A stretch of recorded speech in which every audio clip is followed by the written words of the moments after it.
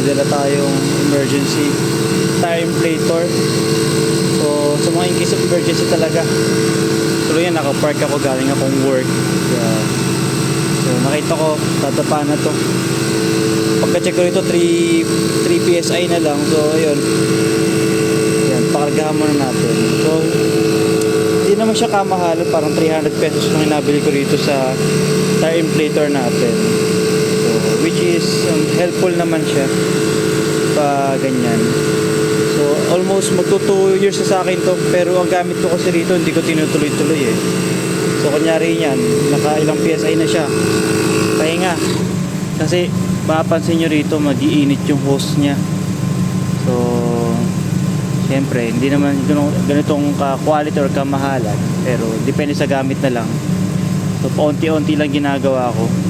So pag mga naka 1 minute ng matagal na maandar, patayin ko muna, pagpahinga ko muna kahit ilang seconds para lumamig yung hose, hindi tuloy-tuloy, or yung pump niya hindi magtuloy-tuloy. So yun guys, share ko lang to. So malaking help sa mga, lalo na pag mga biyahe, yan. So malaking tulong talaga to.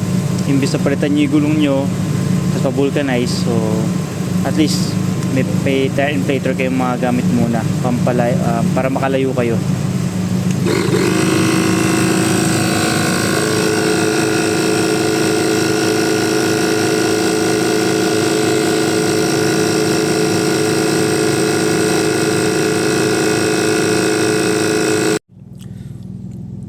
Then ayan guys, isa pang i-share ko is ito, syempreng OBD2 o OBD2 gauge natin. Ayan, so O-tool. Ayan, sa mga ayaw ng hassle syempre sa gauge, so ayan, magandang gamitin yung O-tool.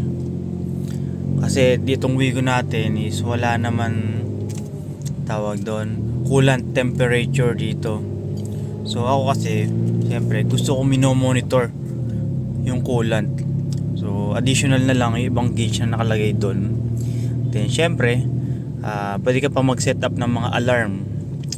Like sa akin, sinet up ko yung alarm ko ng RPM hanggang 331, mag-a-alarm siya pag tumataas na yung rev ko.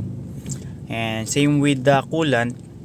So I think sinet ko ng 105 degrees Celsius yung alarm niya para syempre maiwasan natin mag-overheat, kasi pag nag-overheat tayo syempre babay tayo sa makina. So yan talaga buhay ng engine or buhay ng sasakyan, yung engine talaga. So kailangan natin ingatan guys. So kahit kampante ka brand new sasakyan mo, so sometimes syempre mayroong mga defect yan. Baka biglang tumagas yung coolant mo, may butas pala. So yun, ubos.